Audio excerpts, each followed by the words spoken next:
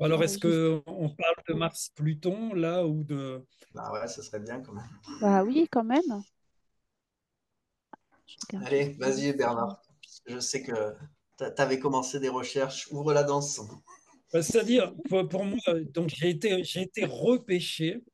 Alors, bon, moi, je trouve ça intéressant parce que donc, j'ai un vieux bouquin, c'est mon premier livre, et où je parle de l'énergie de Pluton et de Pluton en tant qu'octave martien. Donc, j'ai rédigé ça, ça va pas me rajeunir, l'hiver 82-83. D'accord? On n'était pas nés, Émilie. On a fait -3, Majda. Et dans ce livre, j'explique que Pluton intériorise les tendances martiennes, les dirige vers l'espace personnel intérieur. Il faut dire qu'à l'époque, donc, je sortais, enfin non, j'étais encore dans mes années indiennes, j'avais travaillé sur beaucoup de thèmes astro de toxicomanes. Et j'avais beaucoup trouvé Mars-Pluton, entre autres, donc dans le cadre de l'autodestruction. Donc j'ai cherché à expliquer à l'époque, c'est mon premier livre, hein, que je renie à beaucoup de niveaux d'ailleurs, mais bref. Donc je dis que Pluton utilise la violence et l'énergie martienne qu'il tourne vers l'intérieur. C'est Mm. ainsi que son premier aspect, l'autodestruction, est le plus ressenti. Mm. Et à un autre niveau, j'explique que Pluton inverse les pulsions martiennes, les retourne sur lui-même de l'extérieur vers l'intérieur. Il utilise Mars et sa force brute comme moyen d'investigation interne, retourne complètement le pouvoir primordial de cet astre. Le sujet, je marquais le sujet à l'époque, le sujet plutonien viole souvent ses propres sphères internes, les pénètre sous tous les angles, se blesse et s'autodétruit souvent dans ce processus. Donc ça, c'est 1982-83. Et ça, c'est 30 ans plus tard. Ce que j'écris à nouveau par rapport à Mars-Pluton 30 ans plus tard. Donc là, je parle du carré, enfin des dissonances Mars-Pluton. Et je marque que les énergies intenses, animales, envieuses des seigneurs du Scorpion transforment le mental en champ de bataille. Donc je parle de témérité, de tourment, de toutes ces choses et ainsi de suite.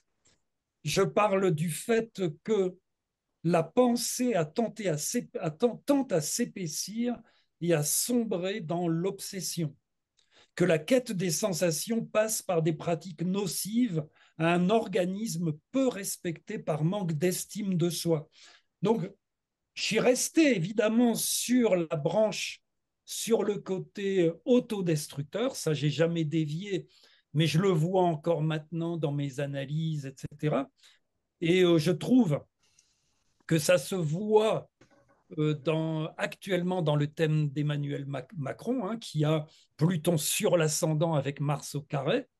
Donc, mais j'ai rajouté aussi quelque chose, surtout un peu plus tard, c'est que pour moi, l'aspect Mars-Pluton est très lié à des peurs puissantes et qu'un carré Mars-Pluton peut servir positivement à vaincre la peur, c'est-à-dire à choper le courage d'affronter les peurs. Mars face à la peur. Pluton qui représente certains enfers intérieurs et Mars le guerrier qui est capable de faire face à la descente aux enfers parce que Pluton force souvent à une descente aux enfers et que Mars donc va permettre aux guerriers intérieurs de faire cette descente avec bravoure, avec courage, et donc pourquoi pas éventuellement de vaincre ce que j'appelle l'ennemi héréditaire de l'humanité, c'est-à-dire la peur. Voilà donc les bases, enfin mes bases personnelles par rapport à Mars-Pluton.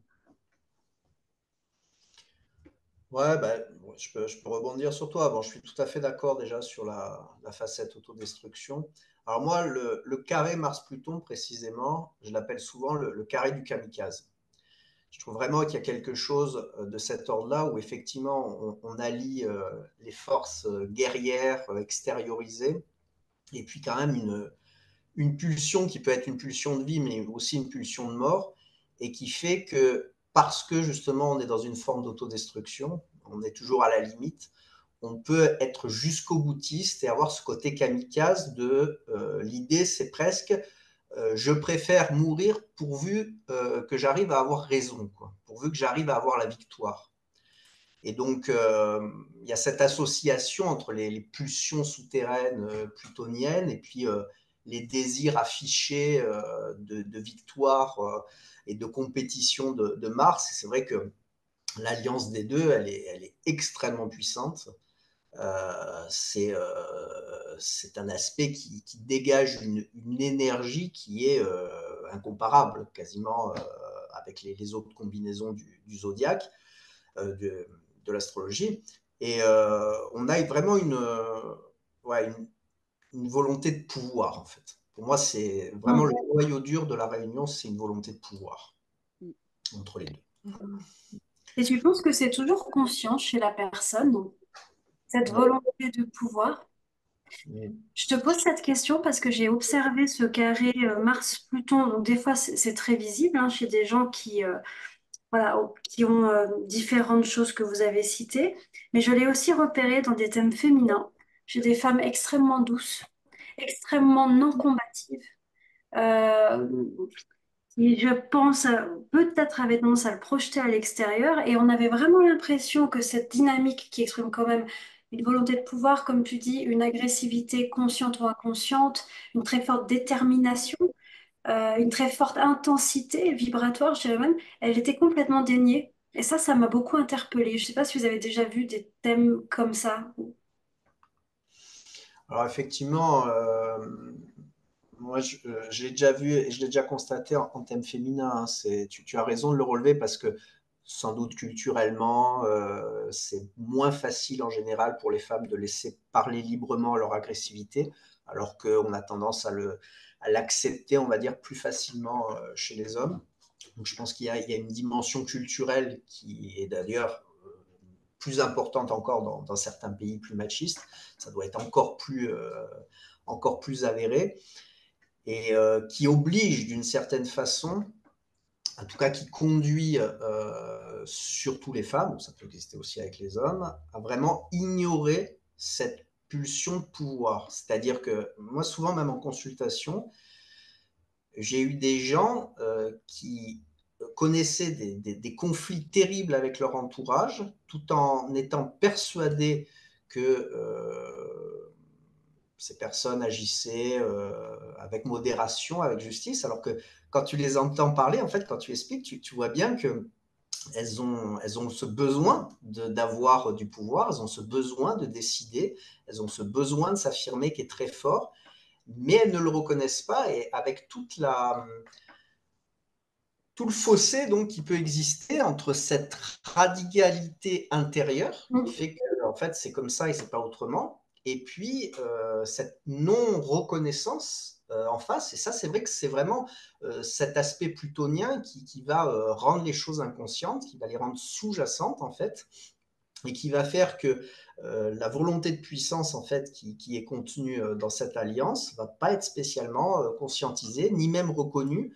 Et c'est tout un travail hein, en consultation de petit à petit amener justement les gens à prendre conscience que bah, ils ont un besoin d'affirmation qui est en fait très fort, qu'ils ont un besoin même de conflit hein, souvent, hein, c'est-à-dire il y a certaines personnes qui peuvent être justement à côté, avoir un thème extrêmement doux, avec, je sais pas, une prédominance de la lune, de la balance, etc.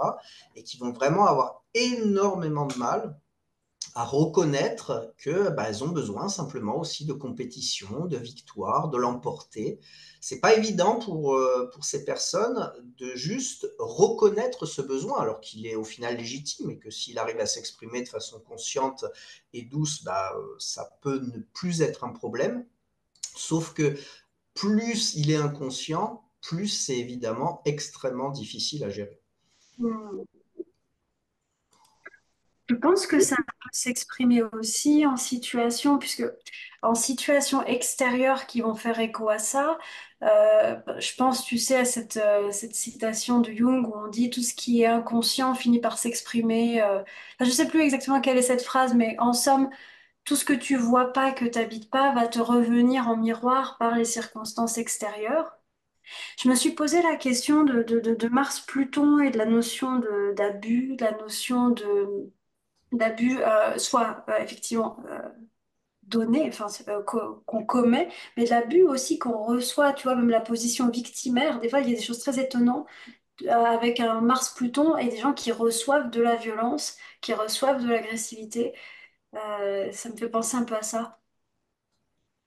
Ouais, tout à fait. Mais pour le coup, effectivement, hein, je pense que c'est un moyen opportun de la vie quand tu as un thème comme ça, euh, d'avoir l'occasion de ce conflit, d'avoir l'occasion de cette prise de conscience. C'est-à-dire que sur les vies qui, on va dire, vont être pour le coup le plus névrosées, c'est-à-dire là où vraiment les personnes vont s'empêcher totalement, par exemple dans le cadre de leur travail ou de leur famille, de vivre cet aspect, elles vont finir véritablement par en devenir victimes, c'est-à-dire que c'est les autres, d'une certaine façon, qui vont venir la chercher et qui vont réveiller quelque chose qui va obliger effectivement à faire ressortir l'agressivité, à faire ressortir les notions de pouvoir, mais de manipulation aussi. Hein. Il y a quand même cette idée qui est Ouais. forte dans Mars-Pluton. Il y a le pouvoir, mais il y a aussi justement l'abus de pouvoir et tout ce qui est de l'ordre de la manipulation.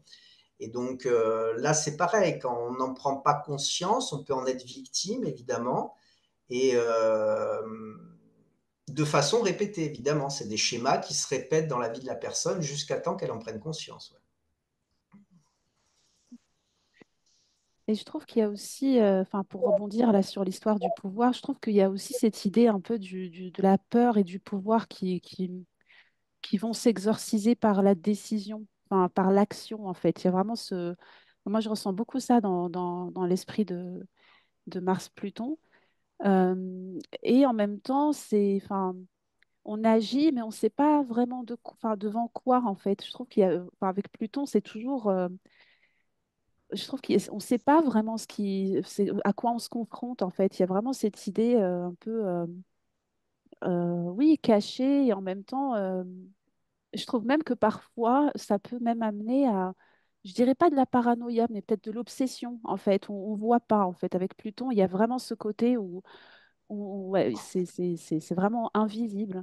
Euh, et j'ai vu aussi, alors je sais pas si pour résumer, mais je trouve que c'est souvent, en fait, quand cet aspect il est activé, je trouve que c'est comme si on décidait, en fait, d'une manière un peu extrême de, voilà, de dire bah, tout ce sur quoi on a été trop vénusien, en fait, enfin, il y a vraiment une prise de conscience un peu des limites de Vénus, je trouve, dedans, où là, on a été peut-être un peu trop dans la conciliation ou de voilà, j'ai vu ça dans certains thèmes, hein, où on a l'impression, en fait, c'est comme si on devait rétablir une forme de justice, en fait. Et comme tu dis un peu, Philippe, c'est très difficile de voir ce qu'il y a derrière cette notion, en fait, de ce qui est juste, en fait. On voit pas trop, enfin, la personne est tellement prise, en fait, dans quelque chose de très émotionnel, hein, aussi. Enfin, je trouve qu'il y a vraiment quelque chose enfin, voilà, c'est une planète sèche, en plus. Mars, c'est planète de feu. Enfin, ouais, moi, j'ai un peu cette idée-là, là, du pouvoir, enfin de lutter pour un pouvoir, mais qu'on ne voit pas et qu'on ne sait pas qu'on est celui qui est peut-être à l'origine de cette quête du pouvoir, en fait. Quelque chose Hmm. comme ça. Ouais, alors, moi je trouve ça super intéressant ce que tu dis, Majda, parce que effectivement, si on prend à travers les maîtrises, donc Pluton et le Scorpion et Mars et le Bélier, à l'opposé, on trouve deux signes vénusiens et je trouve ça vachement intéressant de le prendre sous cet angle-là, effectivement. Sous l'angle vénusien, où de toute façon, forcément, soit c'est l'antidote, soit c'est l'excès, on va dire. Donc, soit c'est parce que, effectivement, à un moment dans la vie, on est allé trop loin dans les valeurs vénusiennes et qu'on a besoin d'aller un peu à l'inverse, mais que ça va se faire avec une certaine violence, soit justement confronté à tel aspect, en tout cas, on va devoir injecter au maximum du consensus, de la diplomatie, etc. Mais c'est vrai que l'alliance de ces deux planètes, c'est l'alliance vraiment de deux planètes anti-vénusiennes d'une certaine façon par excellence. Et donc, je trouve ça très intéressant de le voir comme ça aussi. Ouais. Mais justement, ce qu'il y a d'intéressant, c'est le côté Mars-Pluton, tentative d'auto-guérison extrêmement violente. Là, je peux pas vous partager le thème malheureusement, mais c'est le thème de quelqu'un que j'ai connu dans ma jeunesse en Inde, qui avait fait quelque chose comme 7 ou 8 allers-retours par la route en Inde, qui était à la fois voleur, toxicomane, mais très très grave toxicomane. Il est mort à l'âge de 48 ans. Et j'avais interprété son thème, donc à l'époque, et je l'ai toujours son thème, parce que évidemment, on a un très très beau parallèle Mars-Pluton, très puissant, et en même temps, alors ça rejoint ce que vous venez de dire, Vénus en Scorpion sur le fond du ciel. Et dans mes discussions avec lui, il me disait que dans sa jeunesse, donc jusqu'à l'âge de 16 ans, il avait peur de tout. Il jouait pas dehors. C'était un garçon extrêmement timide, extrêmement timoré, etc. Et bizarrement, à l'âge de 16 ans, son grand-père lui a payé un billet de train pour aller à Istanbul. Il arrive, alors, donc ça remonte, hein, c'est Istanbul dans les années 60, hein, d'accord. Il arrive à Istanbul, il tombe sur des dealers et il s'accroche à l'héroïne. Ça, le démarrage dans la vie. Waouh, le Et- grand-père, il doit Mais faire un sacré voyage. résultat, d'un seul coup, il n'a plus peur. Parce que les peurs venaient beaucoup d'une relation très étrange. Alors, Vénus en Scorpion au fond du ciel, au carré de Pluton en 12, proche de l'ascendant. Il avait des relations extrêmement étranges, on pourrait dire, avec sa mère, etc., etc. Il n'arrivait pas à se sortir de ce piège et il s'en est sorti par Mars-Pluton, c'est-à-dire le côté, ben voilà, je m'auto-détruis, je suis comme je l'ai écrit, hein, très violent avec moi-même, etc. Mais je n'ai plus peur. Mais je n'ai plus peur. Et donc une relation, il a tenté toute sa vie de guérir sa Vénus déficiente avec Mars-Pluton. Résultat, il a mené une vie très aventureuse, franchement très aventureuse, et en même temps, il est mort à 48 ans. Sacré parcours. Bah, j'en reviens à mon idée de kamikaze. Hein. Il y a vraiment cette idée, effectivement, hein, pour le coup, le kamikaze, il lutte aussi contre la peur, à sa façon. Mais voilà, d'une façon tellement violente et tellement radicale que ça ne peut conduire, effectivement, ces excès ne peuvent conduire qu'à une seule finalité, d'une façon ou d'une autre, celle de s'autodétruire et celle de lutter contre la peur de la façon la plus radicale par la mort. Donc, on est quand même vraiment à plus ou moins grande échelle, toujours là-dedans, y compris donc au niveau somatique. Parce que moi, ce que j'ai remarqué par contre en consultation, c'est qu'il y a énormément de gens qui ont une dissonance Pluton-Mars non reconnue, qui vont somatiser à bloc, c'est-à-dire des gens qui vont avoir des troubles alimentaires, des gens qui vont avoir des troubles du sommeil, des gens qui vont avoir des douleurs de partout, des gens qui vont se faire mal involontairement par l'excès de sport, pardon. Et en fait, Oui. véritablement, on est toujours dans cette idée, je lutte contre la peur, mais je me fais mal en même temps. Et je me fais mal tant que j'aurais pas pris conscience, je vais me faire mal jusqu'à la mort si j'arrive pas à réaliser au bout d'un moment. Mais alors, ça serait quoi la juste utilisation de cette très très puissante énergie Mars-Pluton? Parce que la somatisation aussi semble exprimer quelque chose qui n'est pas compris, qui n'est pas utilisé, ou un message en tout cas qui veut se faire entendre aussi.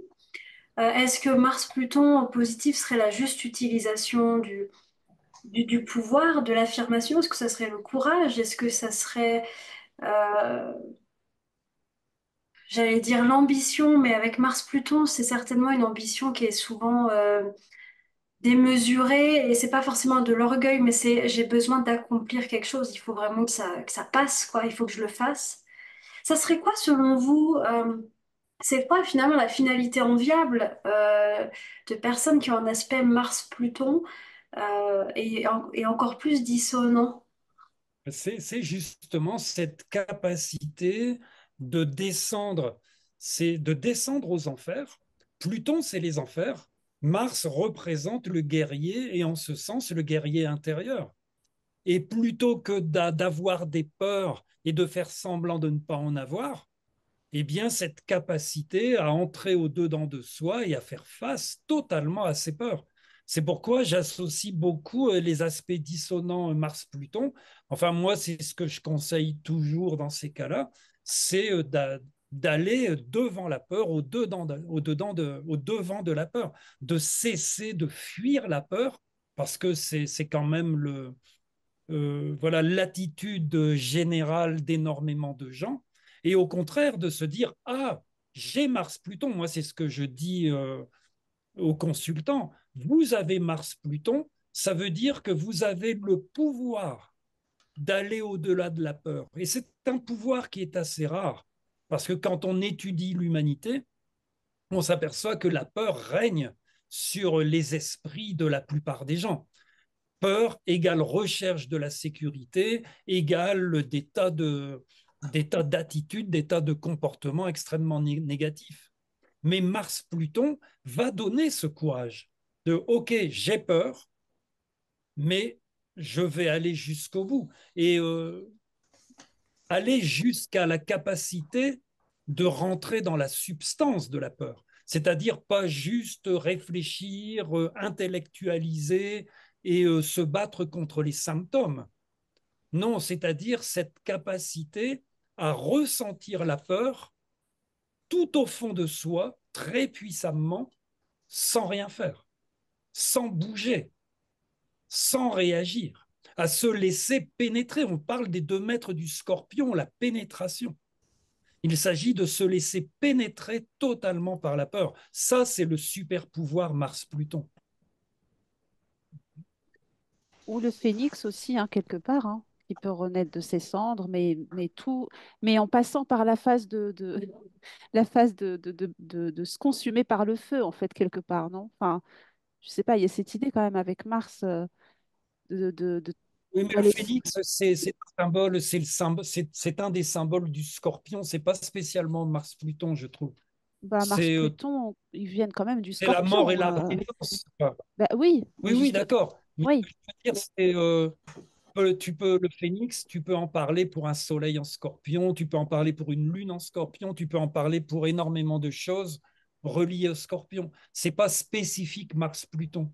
C'est ça que je veux dire, quoi. Je trouve quand même que quand Pluton touche des planètes dans un thème, il y a quand même, alors, peut-être pas toujours, mais moi ce que j'ai pu voir, le fait que la personne passe par des situations de crise qui vont créer in fine un effondrement d'anciens comportements, d'anciennes personnalités et une renaissance et une remédiation, en tout cas une nouvelle expression de la planète. Il y a parfois aussi ça. Alors des fois la personne elle se relève pas, elle meurt. Mais quand même, hein, dans les aspects, d'ailleurs, ça c'est un autre aspect dynamique par rapport à Mars-Pluton.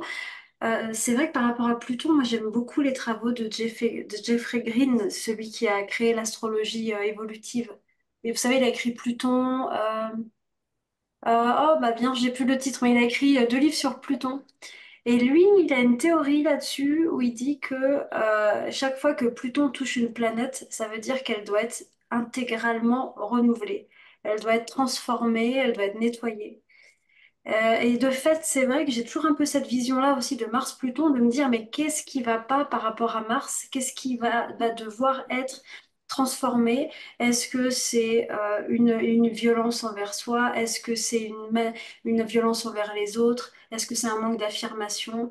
Est-ce que c'est, comme tu dis, un manque de courage?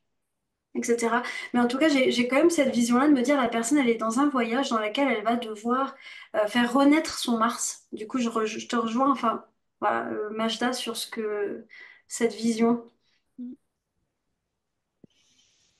Ouais, de toute façon, il y a par définition, on va dire, une remise en question perpétuelle du modus operandi, en fait, hein. Si on prend Mars comme notre façon d'interagir avec le monde, son contact avec Pluton entraîne effectivement constamment, si c'est en natal, hein, constamment une remise en question de comment on agit, comment on s'affirme, qui on est, quelles sont les limites, et donc des renaissances effectivement successives, sans doute au cours de la vie, et notamment quand il y a des transits qui viennent activer tout ça.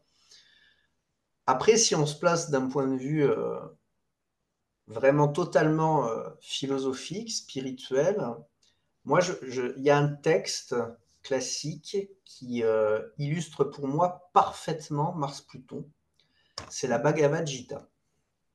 La Mhm. Bhagavad Mm. Gita qui nous dit effectivement, à un moment donné, euh, tu es missionné, tu as quelque chose à faire sur cette terre, tu as quelque chose de martien à faire sur cette terre, et tu dois remplir ce rôle, même si tu n'es pas d'accord a priori, tu dois dépasser tes a priori pour remplir ta mission, en fait. Et vraiment être ouais, l'agent, être le guerrier de la vie, d'une certaine façon. Et donc, ça, je trouve que c'est le fond de Mars-Pluton, c'est d'accepter, par exemple, aussi que parfois la confrontation ou même la violence sont des outils nécessaires pour faire avancer les choses, pour débloquer une situation.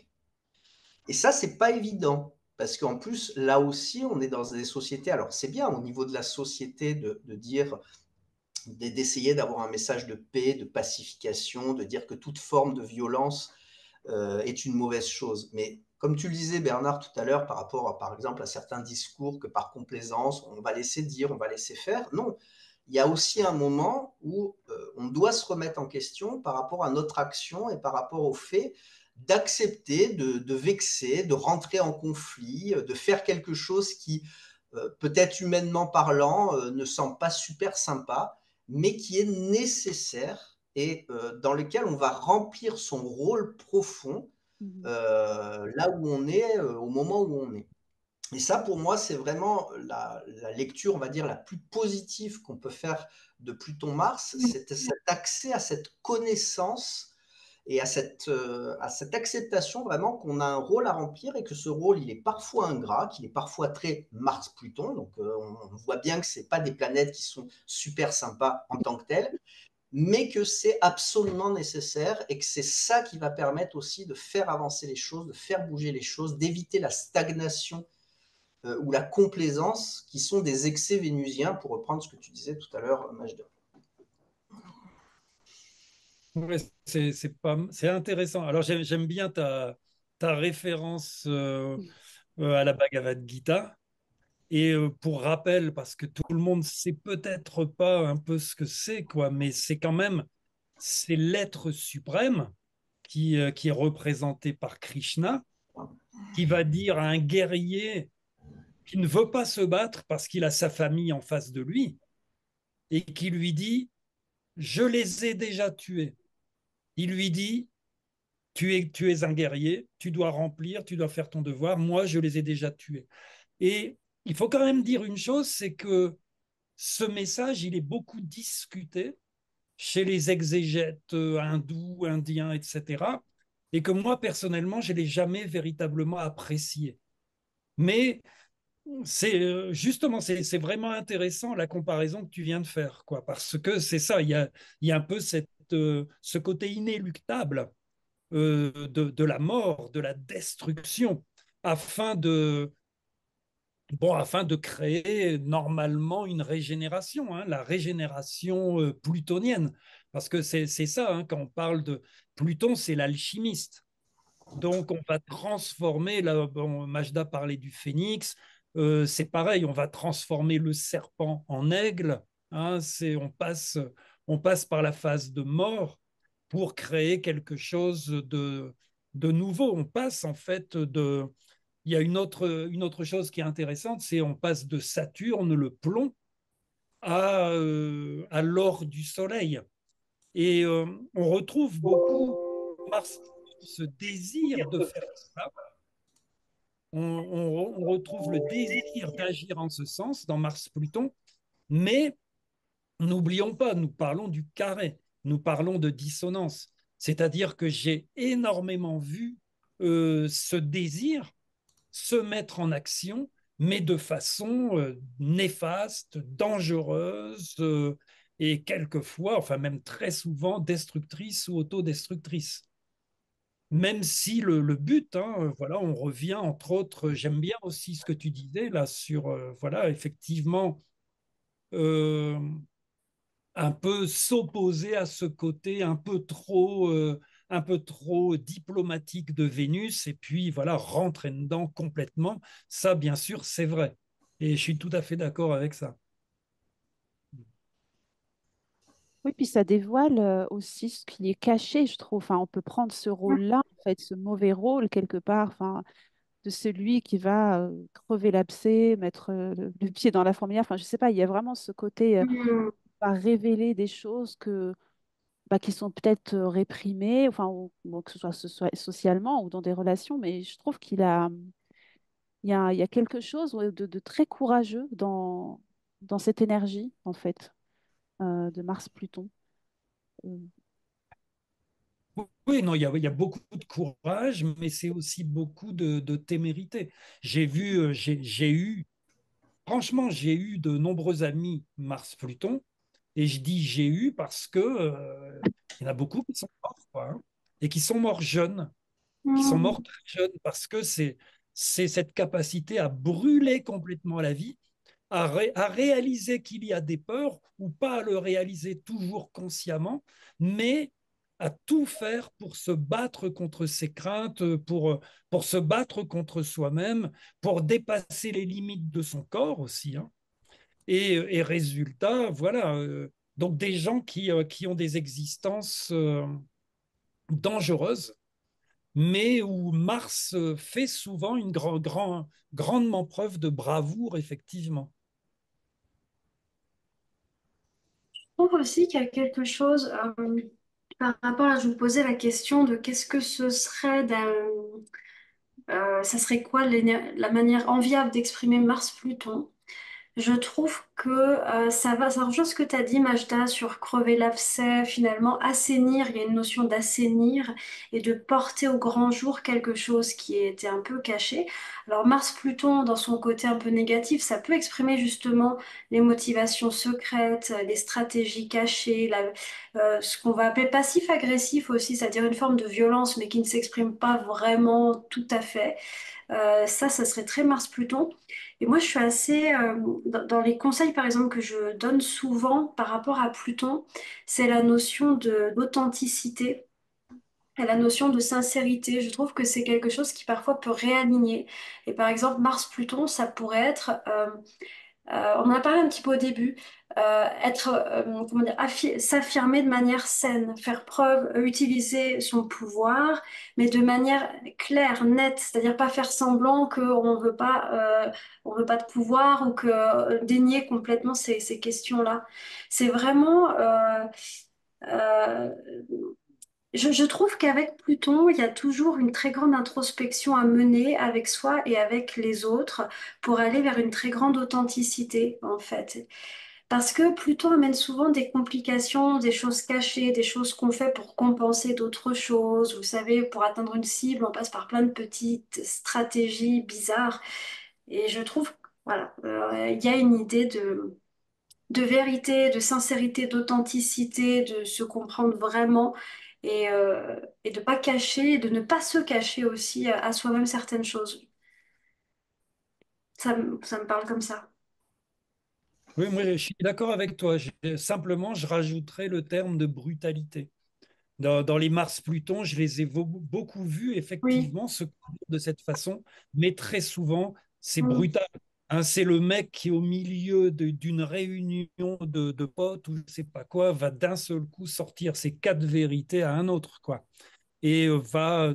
Alors, il va peut-être crever un abcès, mais voilà, c'est l'anti-Vénus de ce côté-là, quoi. C'est sans aucun tact, sans aucune douceur, et au contraire, quoi. Voilà. Hein, Et je sais tu pas. vois, ça me fait penser, moi je connais des personnes qui ont des aspects Mars-Pluton qui sont vraiment le serpent, tu vois, c'est pas, c'est au compte, donc c'est vraiment très caché, très secret. Et ça me fait penser par exemple à une, voilà, à une interaction un jour où une personne en vient à me parler de sa relation de couple, un homme donc avec un carré Mars-Pluton, et qui me dit, écoute, je me suis séparée parce qu'en fait, elle voulait trop faire l'amour. Elle n'arrêtait pas, cette personne en fait avec qui j'étais voulait constamment, elle voulait presque abuser de moi. Elle avait de forts besoins sexuels. Et j'ai trouvé ça extrêmement intéressant parce que voilà, il me semble que ça exprimait aussi certaines choses, c'est ce manque d'authenticité, c'est-à-dire qu'en est-il moi de ma propre pulsion, de mon propre désir, sachant que c'était aussi une personne qui avait une très forte sexualité. Donc comment, comment est-ce qu'en fait je cache, comment est-ce que je vais accuser quelqu'un d'autre, comment je vais parfois faire preuve de violence psychologique, justement en rejetant quelqu'un et en lui accusant sa propre sensualité. Et j'ai trouvé ça, alors c'est une manière dont ça s'exprime, et voilà, qui semble, enfin voilà, c'est une manière dont ça s'exprime, ça peut s'exprimer de plein de manières, mais c'est juste pour mettre en avant le côté justement que quand on manque d'introspection, qu'on manque de sincérité, ça peut donner des choses qui sont pas loin de la manipulation, qui sont un peu déviantes dans l'expression de son Mars. Et la brutalité, alors des fois oui, des fois je l'ai constaté. Des choses vraiment violentes et puis des fois pas et je pense quand même il y a toute une partie très comme un iceberg. Et, pour moi, passif-agressif, c'est vraiment cette notion aussi de Mars-Pluton, c'est-à-dire j'ai de la violence en moi. Des fois, j'en ai même pas conscience d'ailleurs, mais des fois, j'en ai conscience et je la montre pas. Et parfois, ça va sortir. J'ai une question. Il y en a d'entre vous qui ont des relations Mars-Pluton, là? Des relations, c'est-à-dire dans le N'importe quel, thème. Ah, n'importe quel moi, aspect. je ne parle pas Pluton. Écoutez, c'est un principe moral. Je ne parle pas. Non, c'est vrai. Moi, j'ai un Mars-Pluton, oui, mais en opposition. Si, Moi, En j'ai un carré. opposition. t'as le carré? Ah, D'accord, C'est un trigone. Mars-Pluton, d'accord. ouais. Un bon Mars-Taureau aussi, en plus. Donc, ouais, Taureau-Scorpion, avec Vénus en apex. Mais je trouve qu'il y a quand même des choses intéressantes sur le côté résilience aussi. Enfin, et même le fait de pouvoir surmonter des obstacles. Il y a une grande force quand même, je trouve, dans les personnes qui ont cet aspect-là. Euh, une grande combativité, en fait, dans les épreuves, en fait. Vraiment, on voit que c'est comme s'ils étaient soumis à, je sais pas, à une croissance personnelle, mais continue. Enfin, si c'est bien intégré, hein, bien sûr, avec le travail d'introspection et tout ça, mais je trouve qu'il y a une force, en fait, quand même, dans cet aspect. Si on arrive à, oui, à canaliser, en fait, peut-être même le désir de domination, parce que finalement, je crois qu'avec Pluton, on est quand même dans une forme consciente ou pas, en fait, de pouvoir et de domination. Mais il y a des fois où enfin, voilà, il y a des thèmes dans lesquels c'est salvateur, je trouve, d'avoir cet aspect, finalement. Entre autres, moi, je peux donner le mien comme exemple, hein, il n'y a pas de souci. D'ailleurs, j'ai une anecdote très récente sur cet aspect, hein, Mars-Pluton, qui a activé une dispute avec une amie, donc Vénus, Vénus en Verseau, dans mon milieu du ciel, en fait, Mars Taureau, 6-12. Et cette dispute, elle était vraiment, en fait, je prenais le rôle, en fait, de crever l'abcès d'un malentendu, d'une ambiance, en fait, dans un espace où j'allais, où j'avais une ennemie, en fait, sans aucune raison. En fait, une personne avait décidé de devenir mon ennemi. Bon, petit Mars en 12 qui se réveille, pourquoi pas? Je me disais, écoute, on va regarder. Et ça s'est énormément envenimé par voilà, de la compétition en fait entre deux amis. Enfin voilà, il y avait vraiment ces dynamiques-là de qui a le pouvoir sur cette amitié. Et donc lundi soir, j'envoie un message pour dire je refuse une amitié où j'ai une amie qui est devant la porte, enfin une ennemie qui est aux portes d'une amitié qui était naissante. Et donc, c'est parti vraiment enfin, avec une pulsion, mais très forte et une colère assez intense, hein. Et pour moi, alors jusque-là, je prenais vraiment une position importante pour mettre des limites, parce que cette personne-là, en fait, avait créé beaucoup de conflits dans le groupe, et personne, en fait, tout le monde était très vénusien. Donc, c'était très drôle. Enfin, il y avait vraiment une ambiance très vénusienne. Celle qui gère le lieu avait pas mal de choses enfin pas mal d'aspects donc en balance. Donc il y avait tout un compromis en fait qui s'était mis en place sur le fait de ne rien dire sur cette ambiance qui devenait très toxique.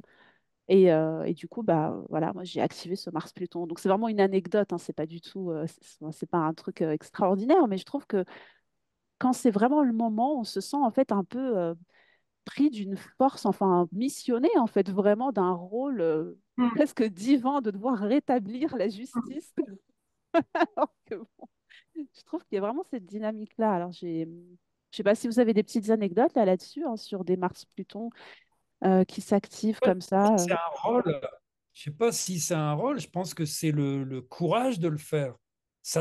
Pour moi, Mars-Pluton t'a donné le courage de faire quelque chose de nécessaire, tout simplement. Oui, oui, tout à C'est fait. Oui, oui, oui. voilà. Et de ce côté-là, c'est effectivement, ça peut être vu comme très positif, hein, cette capacité, voilà, à vraiment, oui, mettre, afficher là, révéler le poison, hein, et Ouais, puis à la limite l'extirper, quoi, le sortir.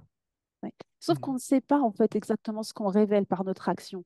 C'est ça que je trouve intéressant, c'est on pense simplement en fait peut-être juste corriger en fait une petite injustice pour établir une harmonie, et on se rend compte qu'on est devant quelque chose de bien plus complexe et de bien plus profond. Là, entre autres, je venais en fait de soulever toute une problématique en fait de comportement en fait entre une mère et sa fille sur des schémas d'abus de pouvoir. Enfin, ça m'a dépassé en fait. Moi, ce que j'ai voulu faire, c'est juste Oh là là. rétablir un équilibre dans un espace, et en fait, je me suis rendu compte que j'avais ouvert en fait je dirais pas la boîte de Pandore, je sais pas c'est quoi comme boîte, mais c'est pas très lumineux dedans. C'est pour ça que je me dis, en fait, c'est vraiment un aspect où, avec Pluton, c'est pas toujours évident, en fait, de savoir, en fait, vers quoi, en fait, on est en train d'aller. Je sais pas si ça vous parle, hein, J'ai une question pour vous deux. Moi, j'ai un aspect Mars-Pluton, mais c'est un trigone, donc je ne sais pas. Est-ce que, ça me fait un peu penser à ça, ce que tu dis. Est-ce que vous avez l'impression d'être souvent confronté à l'ombre des gens? C'est en tant qu'astrologue. Non, attends, je veux dire, oui, mais dans tes interactions personnelles, plus dans ta vie, plus perso, évidemment, oui, non, j'entends bien. Alors, moi, ça s'est fait en deux époques. Euh, j'ai été énormément confronté à la violence dans mon enfance et jusqu'à jeune adulte, on va dire, jusqu'à temps que justement je prenne conscience et j'assume pleinement cette mission Mars-Pluton que j'expliquais tout à l'heure. Je pense que tant que j'avais pas conscience justement que il fallait que je sois une personne justement courageuse, engagée et qui n'hésite pas un peu à mettre un coup de pied dans la fourmilière, comme on dit, c'est-à-dire, comme tu disais Majda tout à l'heure, hein, endosser le mauvais rôle parfois, c'est-à-dire le rôle de celui qui est pas qui va pas être apprécié parce qu'il a dit quelque chose qu'il fallait pas dire, parce qu'il a bousculé un ordre qui était plus ou moins harmonieux, mais en fait qui était en train de pourrir à l'intérieur, etc. Et tant que j'avais pas accepté finalement d'une certaine façon ce rôle, j'ai été confronté vraiment à énormément de violence. Je sais que surtout entre, on va dire, 14 et 25, je me suis souvent vraiment retrouvé dans des situations de violence même physique. J'ai eu un nombre d'ailleurs impressionnant d'accidents de la route à cette époque, y compris quand c'était pas moi qui conduisais. Oh là. J'ai dû avoir dans cette dizaine d'années, j'ai dû avoir au moins 10 accidents de la route. Oh mon Dieu. Et le pire que j'ai eu, c'est une jambe cassée. Voilà. Donc, Pas mal déjà. Plus de peur que oui, de... Ouais, ouais, incroyable. Oh là là, Ouais. tes guides, tes anges là-haut, ils avaient du boulot, hein. Oh là là. donc je pense que cette manifestation, effectivement, de la violence dans ma vie, elle avait pour but aussi d'attirer mon attention justement sur toutes les pulsions martiennes qui existent à l'extérieur, mais aussi en nous. Et à partir du moment où je me suis mis finalement dans un mode vraiment combatif, c'est-à-dire, j'entends par là que j'ai combattu pour ceux que je croyais justes, c'est-à-dire que j'ai commencé justement à devenir astrologue, à me dire que contre vents et marées, je ferais entendre cette discipline qui me semble juste, que j'en avais marre justement d'être juste dans je veux être bien intégré, bien accepté, je veux que tout le monde m'aime, etc. Ce qui était aussi, voilà, en tant que taureau, on a souvent ce besoin quand même. Hein. À partir du moment où donc j'ai accepté cette mission, qui sous-entendait de la confrontation, de la lutte, une image sociale qui n'est pas toujours la meilleure, etc. Comme par hasard, la violence à l'extérieur de ma vie a totalement disparu. C'est-à-dire que depuis, je n'ai jamais plus été confronté à une seule situation de violence physique. Et je n'ai jamais plus eu un accident d'aucune sorte. Voilà, donc il y a vraiment eu une bascule qui s'est faite à ce moment-là. Ouais, c'est assez passionnant. Alors, pour la petite histoire, avec les synchronicités qui sont chères à Bernard, ce matin, j'ai vu un post sur Facebook passer qui était une déclaration qu'a fait Roger Federer, donc l'ancien joueur de tennis numéro 1 mondial, qui a repris ses études et qui a donc eu sa remise de diplôme. Et il a fait un petit discours au moment de sa remise de diplôme. Et en le lisant, alors j'avais plus du tout son thème en tête, hein, mais en le lisant, je me dis, ah, ça c'est Mars-Pluton. J'ouvre son thème et effectivement, il a un Mars culminant en Cancer, carré Pluton-Balance. Et donc j'ai relevé cette petite phrase qui résume aussi très bien le côté positif pour moi de Mars-Pluton, ce côté on ne s'avoue jamais vaincu.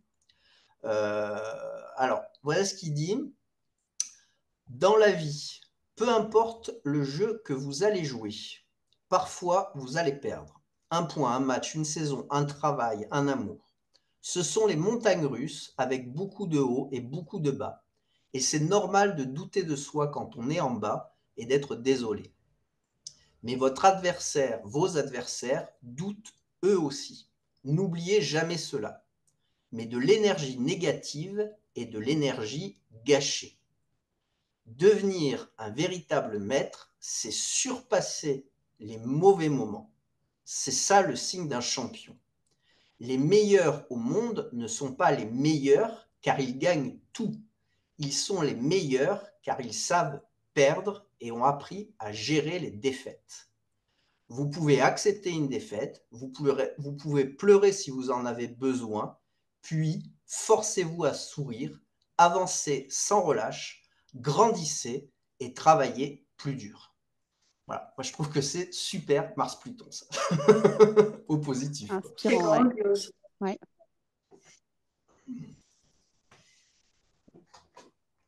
Et pourtant, voilà, il a un carré lui aussi, donc à la base, pas un aspect qui semble très facile, mais c'est ce carré clairement qui l'a amené voilà, au plus haut niveau. C'est un martien, vraiment. Et il a su exploiter de la plus belle des façons, pour le coup, son carré. Il y a Faut de la pas oublier non plus, détermination dedans. Ouais, pardon. il faut pas oublier non plus que juste d'un point de vue uniquement physique, c'est vrai qu'il peut y avoir des somatisations, etc. Mais Mars-Pluton, c'est costaud quand même. Oui. C'est, ça donne beaucoup de résistance, ça peut donner de la...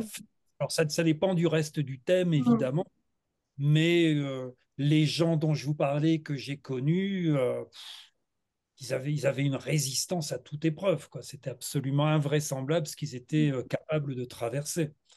Et, sinon, on ne tient pas dans ce genre de vie. Est-ce Et que... Non, vas-y Bernard, dans- je demanderai à...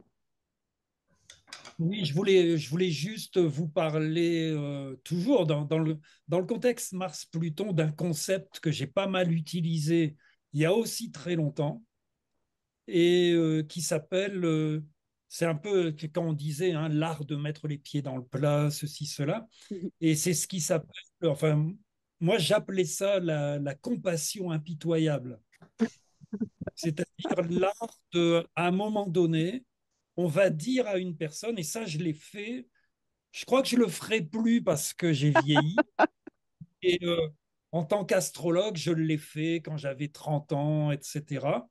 À un moment donné, surtout avec des gens qui en avaient besoin, en tout cas moi à l'époque je pensais qu'ils en avaient besoin, de vraiment tout leur dire, mais alors pour le coup, pas brutalement, mais puissamment, fortement, sans rien enrober, et de les pousser jusqu'au bout dans tous leurs retranchements. Oh, la Par lune en compassion, scorpion. Ouais. par compassion, par compassion. Attention, c'est la compassion impitoyable. Waouh. Et, et je pense, et attention, moi, je n'ai aucun aspect, je n'ai aucun lien Mars-Pluton dans mon thème. Mais j'ai un Mars puissant, j'ai un Pluton puissant. Donc ça peut jouer, je suppose, Mm. quoi. Simplement, à l'époque, c'est quelque chose que j'ai quand même pas mal expérimenté, et qui donnait des bons résultats. Avec, j'avais des remerciements. J'avais des remerciements du genre, ah merci, jamais on a osé me parler comme ça, etc., etc. Donc je pense que c'est très Mars-Pluton, ce genre de choses. Bah, écoute, moi je te confirme que, y compris donc à travers des gens que j'ai pu observer qui avaient cet aspect, il y a souvent effectivement ce rôle, et c'est ce que tu disais aussi, hein, Majda, ce rôle où on va donc accepter de crever l'abcès. Ça va souvent faire des problèmes qui peuvent durer, d'ailleurs, hein, des fois c'est des situations qui sont générées et qui peuvent durer, mais qui vont amener au moins à la vérité. On ne sait pas si ça va être mieux ou moins bien, mais en tout cas, il y a cette atteinte à la vérité, et donc ces forces sous-jacentes plutoniennes qui finissent par arriver à la conscience grâce à Mars, pour le coup. Et donc, Hmm. oui, je Ah vois ouais, très bien c'est ce bien. que tu veux dire, Bernard, avec cette idée de compassion impitoyable. Euh, Moi, je sais que, enfin, en consultation, je dis toujours tout ce que j'ai vu. C'est-à-dire que tout ce que j'estime utile à dire, alors je vais essayer vraiment de le dire avec les formes, mais par contre, je crois sincèrement qu'il n'est pas bon de cacher quelque chose, il n'est pas bon de reporter quelque chose, il n'est pas bon de déformer quelque chose. C'est-à-dire que véritablement, il y a une vertu à bousculer aussi les gens parfois. Mm. Et je pense aussi sincèrement d'ailleurs que c'est le rôle d'un astrologue, parce que si l'astrologue ne le fait pas, qui le fera en réalité? Et donc, véritablement, les gens aussi, parfois, viennent pour ça, c'est-à-dire pour être bousculés. J'ai eu encore le cas il y a 2 jours d'une personne qui me demandait pour son orientation professionnelle, etc. Et j'avais bien senti, rien qu'à la façon qu'elle avait de présenter les choses, que elle attendait une réponse. Alors la solution de facilité aurait été de la conforter dans cette réponse. Alors que moi, ce que je voyais, c'était exactement à l'inverse. Et donc, je savais que ça allait la bousculer. Et je sais qu'à l'heure actuelle, elle doit être dans les affres d'une réflexion, etc., que ça va durer. Mais j'espère qu'il en ressortira justement une prise de conscience. Alors ça, c'est peut-être ce qu'on n'a pas encore dit, hein, mais ce côté Mm. Mars-Pluton, je pense qu'il y a aussi véritablement quelque chose qui est de l'ordre de la prise de conscience, de l'action martienne, donc un peu rentre dedans, qui éveille justement ce qu'il y a de caché, tout ce qui peut avoir oui, de dissimuler dans l'inconscient par Pluton.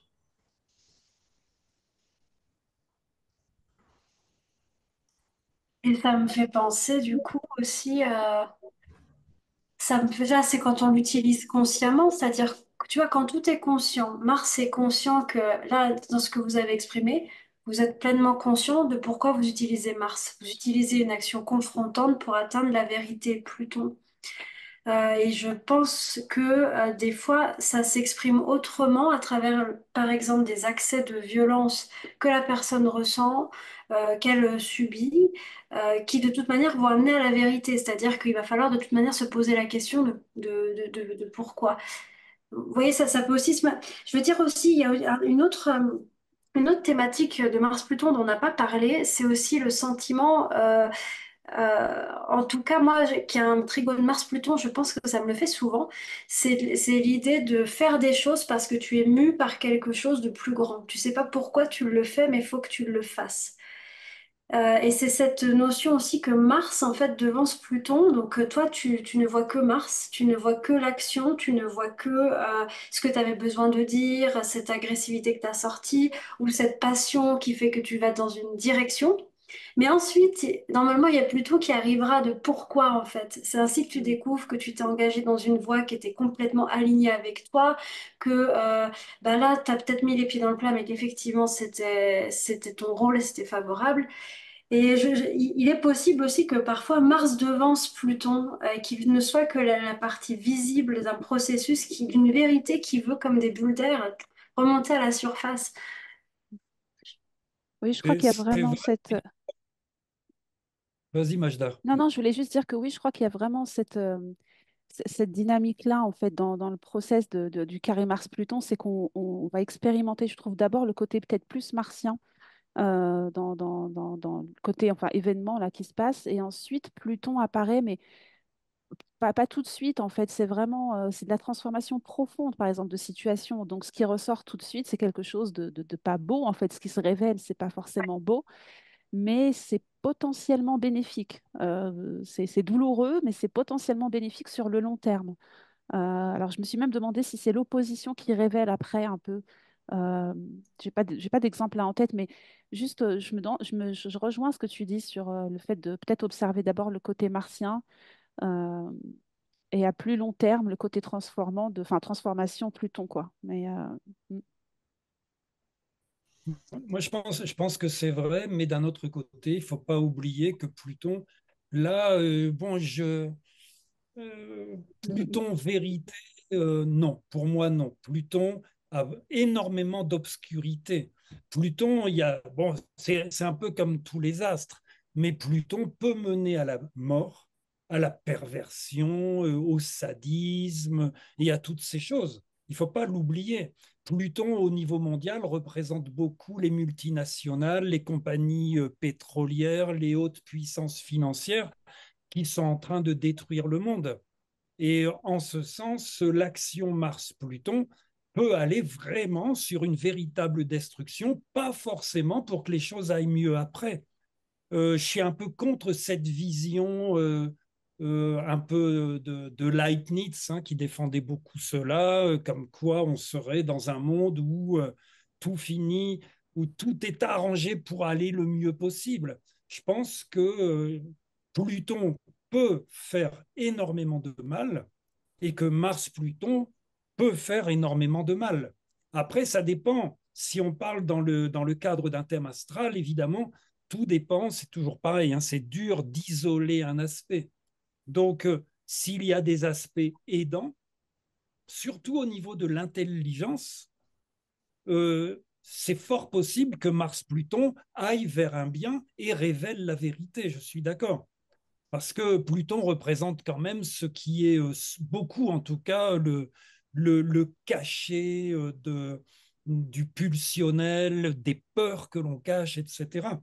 Mais d'un autre côté, si le thème astral n'est pas aidé, on a des gens, moi je suis désolé, mais j'en ai vu mourir à 23 ans.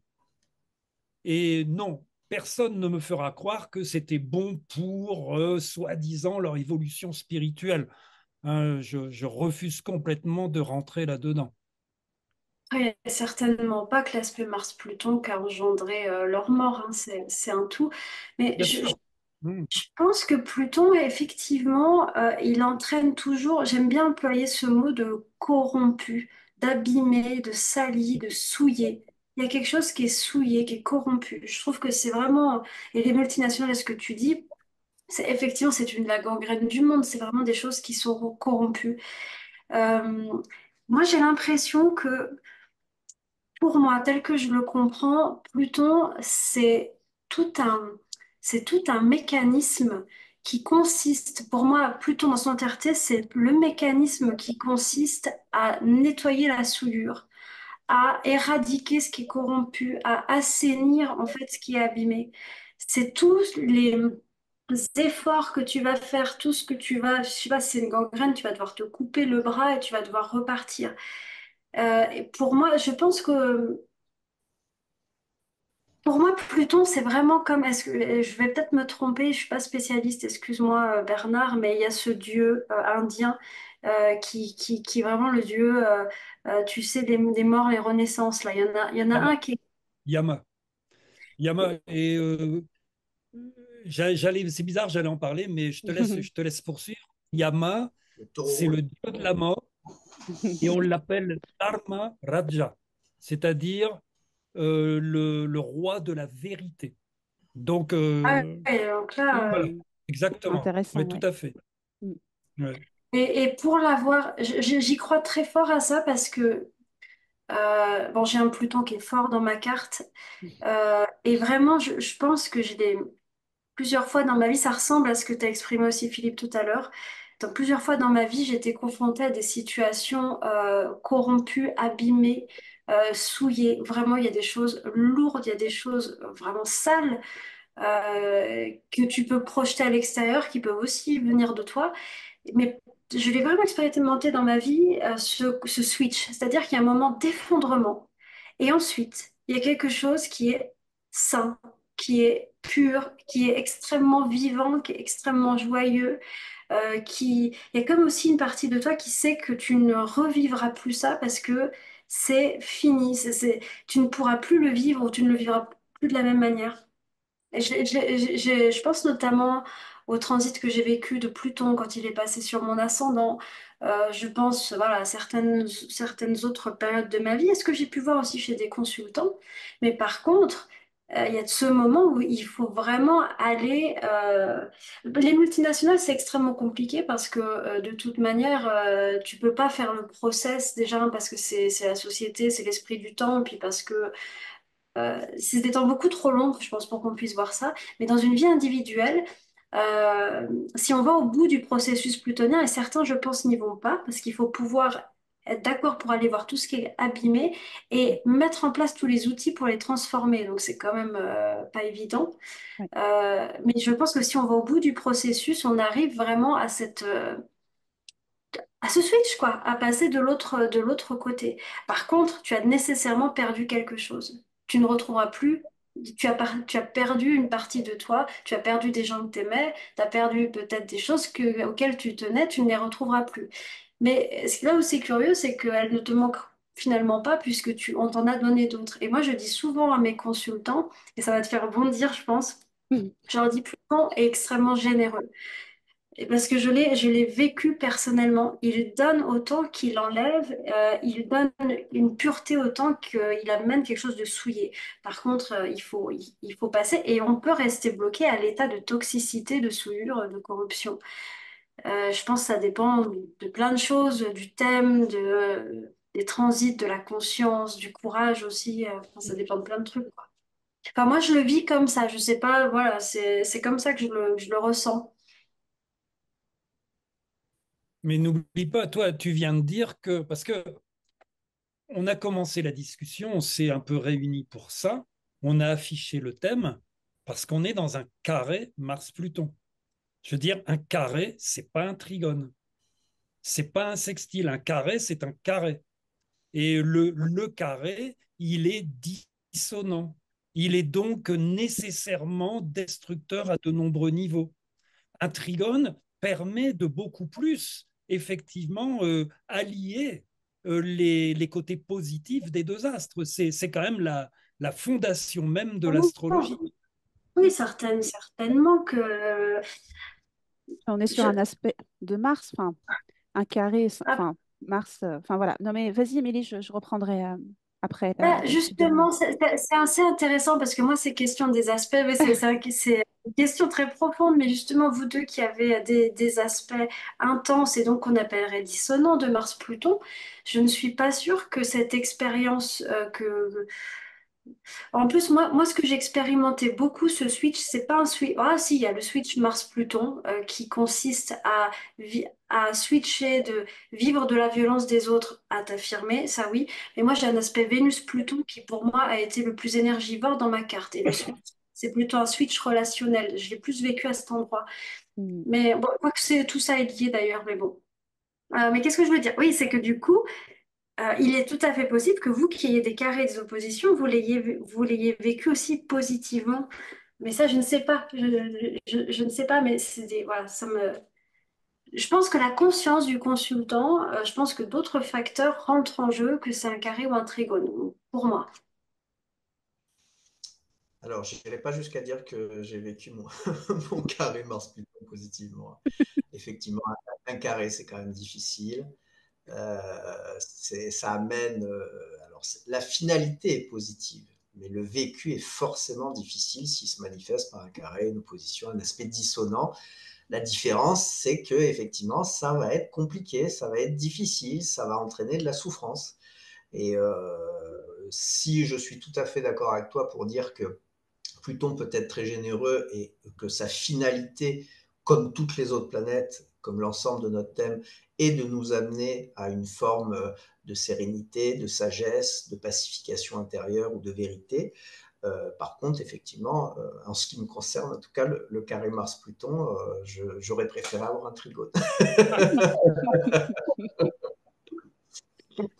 Bah, moi, je suis d'accord avec toi, hein, Philippe, parce que moi, j'ai l'opposition Mars-Pluton. Bon, j'ai Vénus aussi au carré de Pluton. Et je trouve que, en fait, mine de rien, c'est un aspect qui m'a beaucoup aidé. Enfin, je trouve que, en fait, c'est assez incroyable parce que c'est dans des situations de crise que je suis la plus efficace, en fait.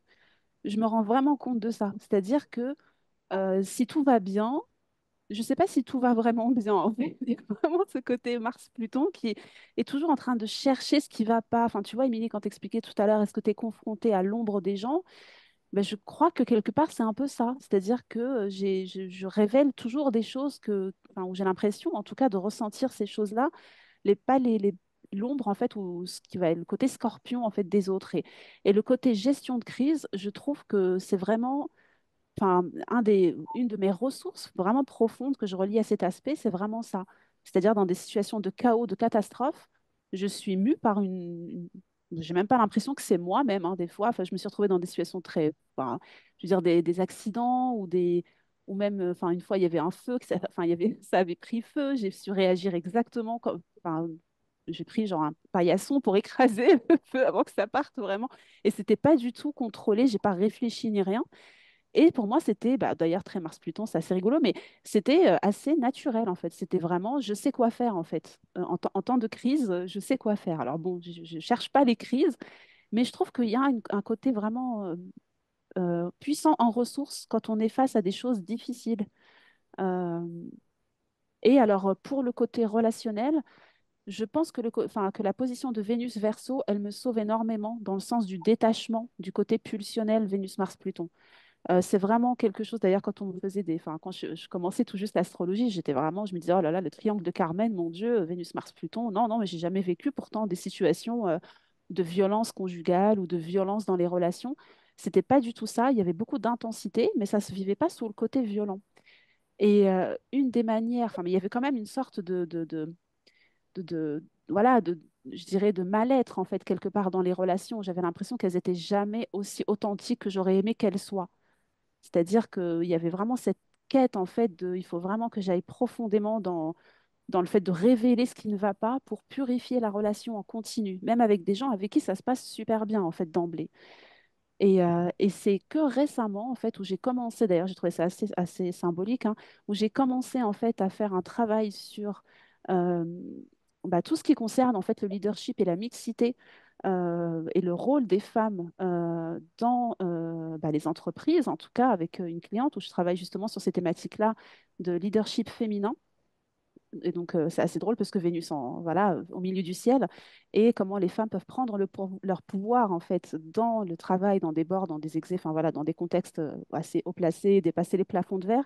Et à ce moment-là, en fait, cet aspect-là, c'est apaisé dans mes relations. C'est comme s'il avait trouvé une porte de sortie, en fait, en trouvant, en fait, une manière où il pouvait lutter pour la cause du pouvoir de la femme, enfin, voilà, ou ces thématiques, en tout cas, de pouvoir-là. Donc, je trouve que c'est assez, voilà, c'était anecdotique, hein, mais moi, je le relie à ça. Peut-être, j'ai pas, faudrait que je regarde, en fait, quand est-ce que j'ai commencé ça, parce qu'il me semble qu'en plus, Uranus passait justement sur mon Mars et réactivait le T carré Vénus-Mars-Pluton.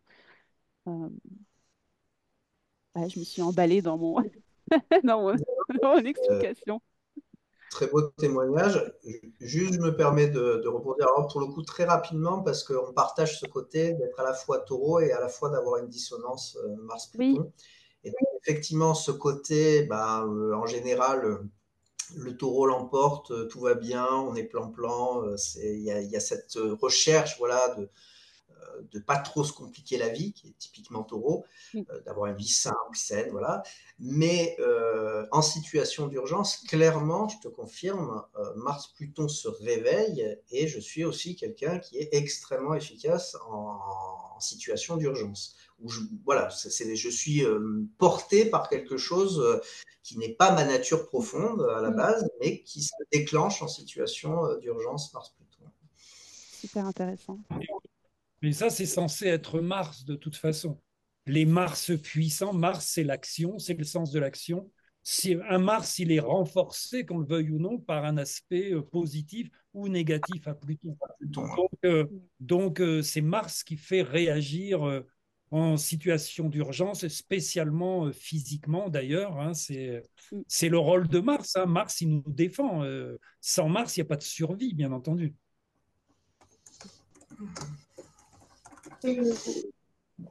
Ah, voilà. Oui, Bon, je vais, pareil, on coupera si besoin, mais je vais pas vous laisser, les amis. Bah, de toute façon, on oui, va je pas pense faire qu'on une va. émission trop longue non plus. Mais pas mal. Oui, Après, on n'a pas Essayer du tout parlé. on devrait essayer d'enregistrer, parce que là, il va y avoir un montage, juste peut-être 1 minute ou deux pour conclure, mm, pas plus d'1 minute ou deux, mais conclure, que ce soit pas abrupt comme ça, quoi, à la fin de l'enregistrement, si on le publie. Certes. mm, Et donc, bon, je commence. vas-y. Oui, donc avant de terminer, je voudrais juste attirer votre attention parce que c'est pour cela que nous avons eu cette discussion sur la situation actuelle du Mars au carré de Pluton. Et je ne veux pas rentrer, personne, je pense, ne veut rentrer actuellement dans ce qui se passe politiquement, mais c'est quand même intéressant de voir que nous sommes en Mars-Pluton, que ce Mars-Pluton touche de très très près le thème astral d'Emmanuel Macron et que le thème de la Ve République, si l'on prend le 28 septembre 1958, eh bien, a un très beau Mars-Pluton, Mars à 1,33 des Gémeaux et Pluton à 3 de la Vierge. Donc c'est intéressant d'être bien conscient de ce que nous vivons actuellement et de réfléchir par rapport à tout ce que l'on a dit, hein, que ce soit au niveau individuel ou bien au niveau collectif. Mm. Ouais, c'est sûr. Émilie? Oui. Ouais, j'ai trouvé vraiment, vraiment très, très intéressant. Je vous remercie. Il y a vraiment des facettes de Mars-Pluton que je n'avais pas vraiment appréhendées ou voilà. Surtout de vous entendre, voilà, d'entendre chacun s'exprimer sur comment il le vit, je trouvais ça extrêmement intéressant. Ouais, voilà. Alors, moi, pour conclure, un petit mot pareil que Bernard, au niveau mondial peut-être, effectivement, sur ce qu'on est en train de vivre, sur cette phase, donc, par définition mondiale. Euh, Au positif, c'est vraiment l'occasion d'une redéfinition des équilibres géopolitiques, économiques, etc. Et donc d'une profonde transformation sociétale. Comme on l'a dit, c'est l'occasion de mettre un coup de pied dans la fourmilière, et même si on ne sait pas trop où ça nous mène, justement de faire ressortir autre chose. Donc en gros, il faut que chacun individuellement fasse effectivement très attention à la façon dont il gère ses énergies de bouleversement, qui peuvent être aussi très agressives et amener à de la violence si elles sont mal utilisées, mais qui peuvent positivement être utilisées comme un catalyseur en fait pour une véritable renaissance collective. La renaissance, c'est vraiment très plutonien, pour de nouvelles visions d'avenir, pour une société qui peut être donc plus juste, mais qui d'une façon ou d'une autre émergera sur les ruines du passé. Comme tu disais, Émilie, hein, c'est souvent Pluton-Mars, ça sous-entend de s'amputer de quelque chose pour mieux avancer, pour mieux renaître. C'est remplacer l'ancien par le nouveau, mais ça ne se fait pas facilement. Et c'est aussi ce qu'on est en train donc de vivre collectivement, au niveau de la France en particulier, puisque comme le disait Bernard, il y a un écho très fort avec notre président en plus, qui incarne donc ici vraiment les forces plutoniennes. Et donc c'est l'occasion, encore une fois, à titre individuel, de bien réfléchir comment on gère ces énergies.